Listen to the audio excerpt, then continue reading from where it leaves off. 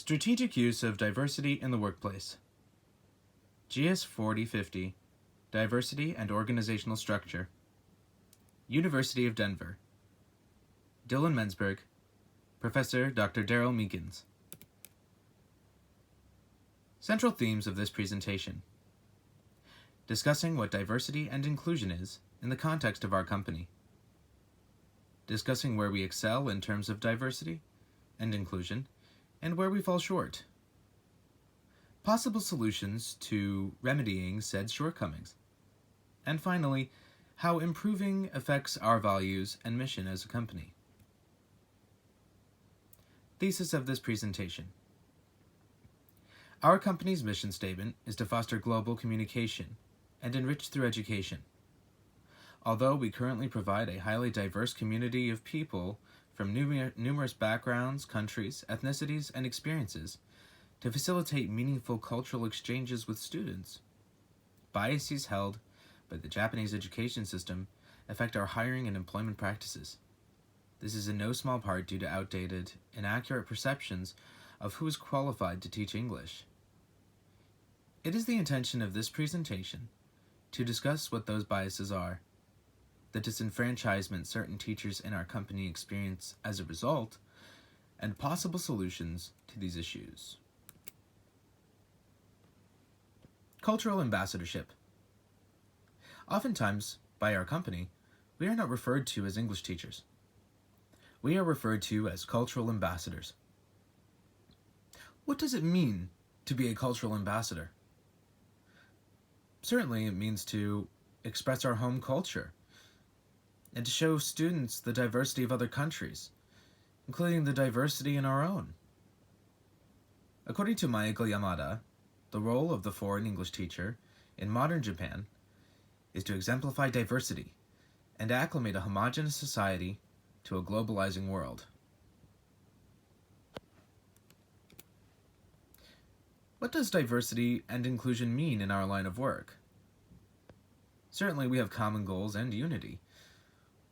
We are all here attempting to have a career, navigate culturally and linguistically in a country that's not our own, and enrich through education and provide intercultural communication through the conduit of English and teaching English.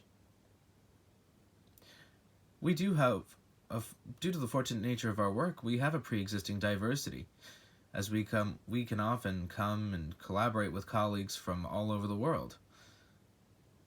And our pre-existing strategies to exemplify said diversity are making English fun, to entice students to educate themselves on global affairs, travel, work internationally, as well as exhibiting to schools how having an international presence in the classroom can be enriching. Of course, what challenges do we face? Certainly, a large challenge that we face as a company is the monolith of the English speaker. The way people in Japan perceive an English speaker is derived from historical interactions with foreign people, but it has not modernized. Oftentimes, it's met with preconceived notions of race and language. There are results in survey preferences by schools and students to have white American English teachers, because that is what, from a social historical perspective, people in Japan have come to expect. This also affects Japan's notions of multiculturalism. From the Japanese multiculturalism perspective, or multicultural perspective, people come to Japan from various places to do highly specific things, and those things alone. This concept specifically contextualizes the notion of who is considered qualified to teach English. Of course, as a company, we all face these challenges and these difficulties, but who faces these challenges the most within our company? In order to expand on this, we must embrace the paradox of individuality and group identity. Yes, we have common goals, duties, and aspirations here, but our journey here is not a monolith. It's different for everyone, depending on where you're from and how we get here. It's arguable that for non-native English speakers, they face the most challenges. Non-native speakers of English are often met with immediate prejudice because the perception in Japan is that a native speaker is a perfect speaker. Although this perception is changing, it has affected job availability and advancement, particularly for those from Southeast Asia who had compulsory English in school but are not considered native speakers. These sorts of prejudices result in salary disparity and other policy issues regarding native and non-native English speakers. It is well known that people in our company get paid less if they are not from a native English-speaking country. This also affects hiring processes in school selection process, as each of us who have applied to our company were required to submit a video audition of us teaching a lesson. These video auditions are then dispersed to schools in our assumed assigned area, and schools bid as to who they would prefer to have. And oftentimes a criticism that is made regarding this is that those who fit not only the native speaker perception but also the aesthetic perception of what an English teacher is get precedence over those who do not.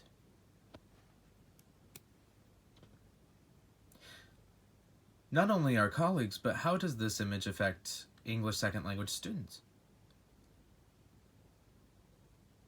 We attempt to teach English as an international language, but learning English as an international language has different implications and applications than learning as a compulsory second language. As it currently stands, students only learn English to meet academic standards in Japan for high school and college entrance exams. The concept of English's utility outside of that is often not considered. This also affects our students' confidence in their English ability. The nativism regarding English affects students' confidence because the narrative is that only those born in native-speaking countries can speak English properly.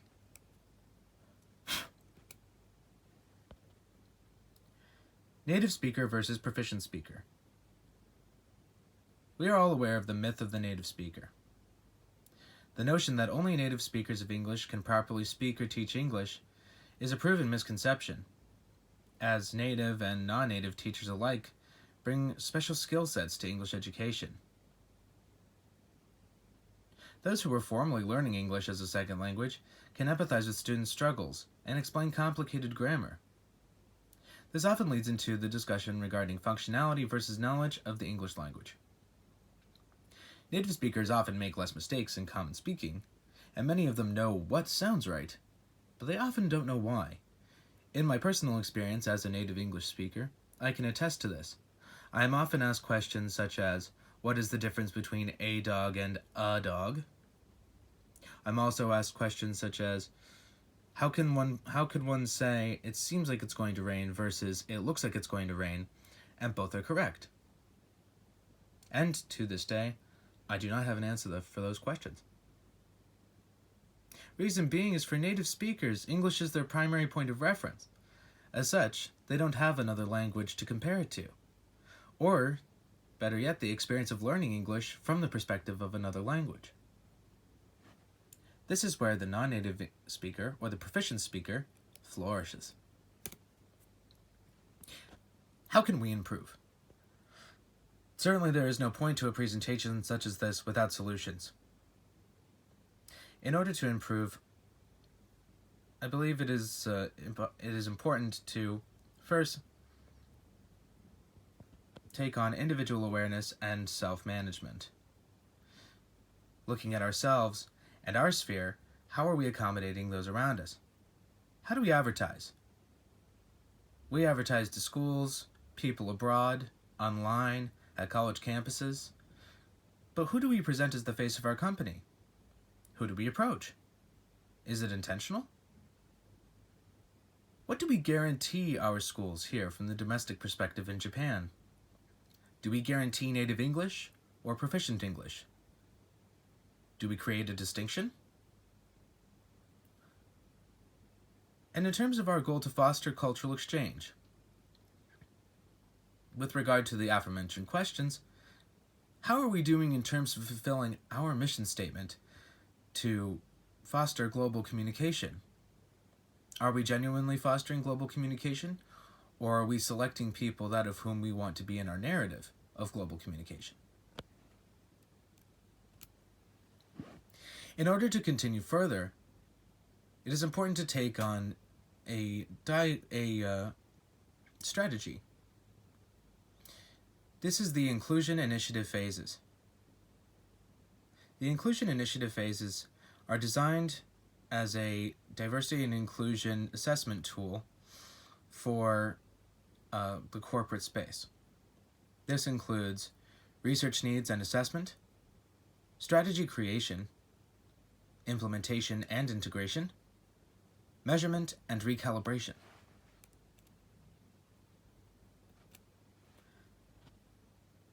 Research needs and assessment.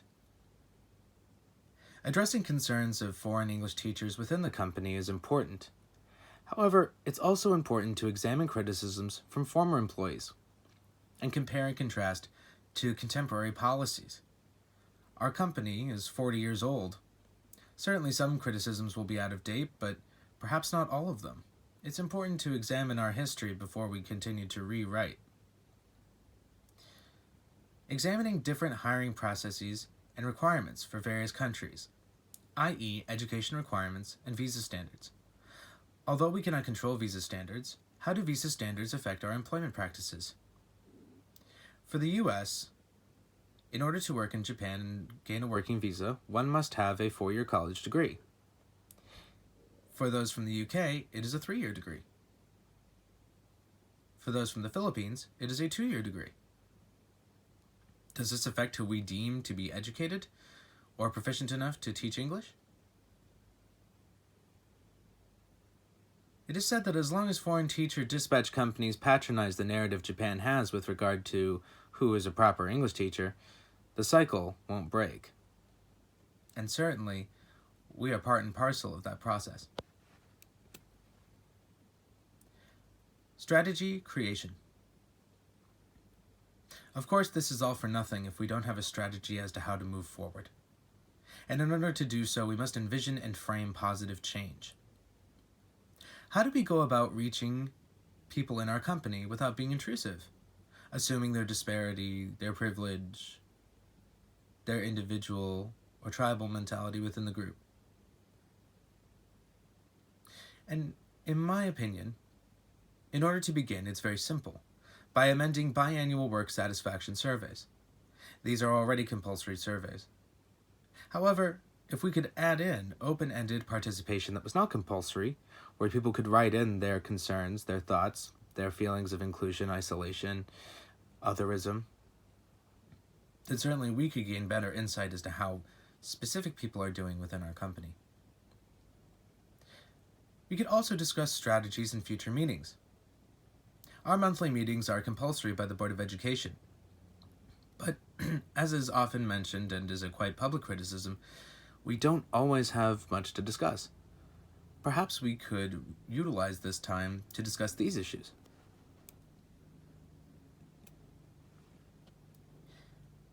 Implementation and integration. It is often mentioned as a pursuit of our company to foster true meritocracy, which is pivotal in order to create a diverse and inclusive work environment. How can we do this? We utilize our opportunities. As mentioned before, we have meetings. We are in constant communication, both personally and via email and phone. And the open door policy between the corporate side and the teacher side is quite good. How can we utilize these things in order to better understand each other's work situation? Certainly, we often have many opportunities to collaborate.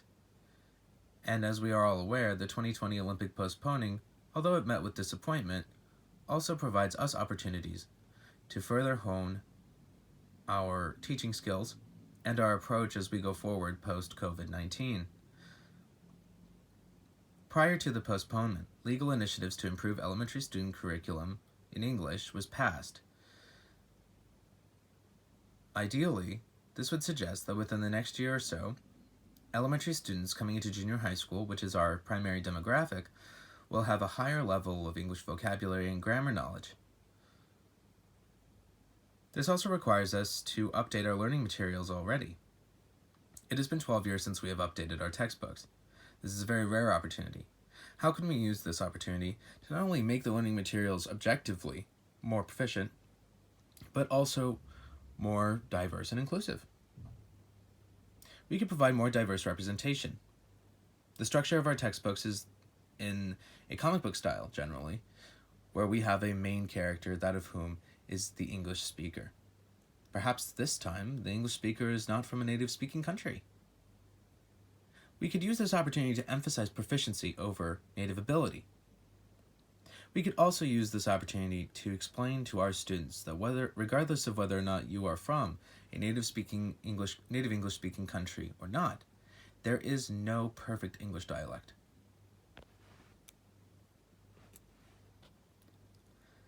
Measurement and recalibration.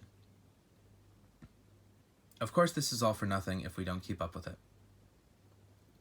And although it may seem obvious, I think it is imperative that we have follow-up satisfaction surveys.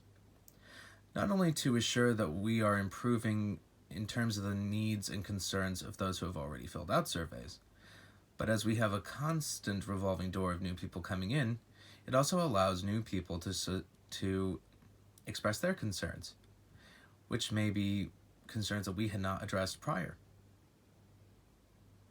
We must also continue to emphasize proficient speaking over native speaking in the classroom.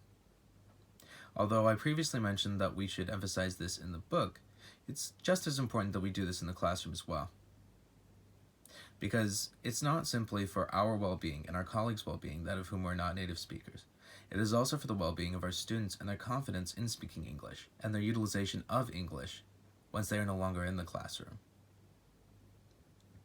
It's imperative to remove this otherism that English is impossible.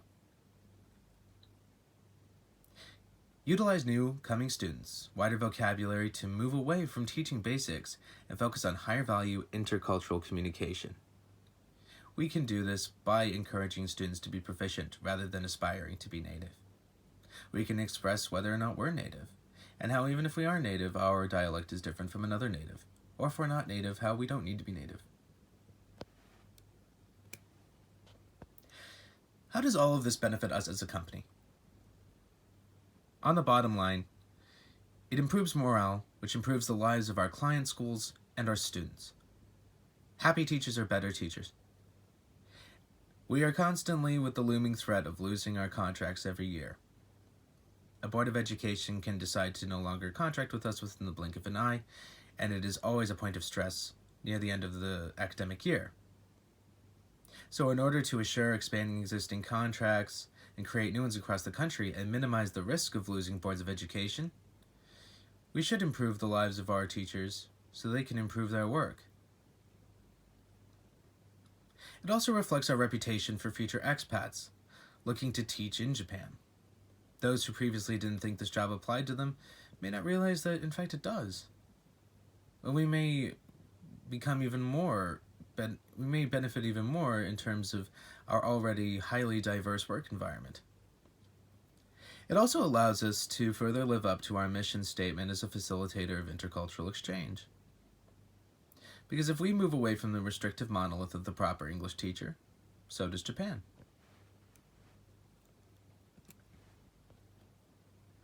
My concluding thoughts. I am aware that change does not occur overnight, and I am not asking that. Diversity and inclusion is not a hard, fast solution, it's a concept. And it's an evolving one as well. It requires constant upkeep, communication, and mindfulness. In terms of Japan's evolving attitudes toward globalization in English education, as mentioned before, we are part and parcel to informing the increasingly diverse landscape of Japan, and our actions and our initiatives affect global perception here. And of course, employee satisfaction intrinsically benefits our company. And this is the monolith we should follow, because this is true for every company. Let's do our best by our colleagues, by investing in the specific needs of everyone, to execute our common goals. As it is often said in Japanese, and our work, ganbarimashou. Let's do our best. Thank you for listening.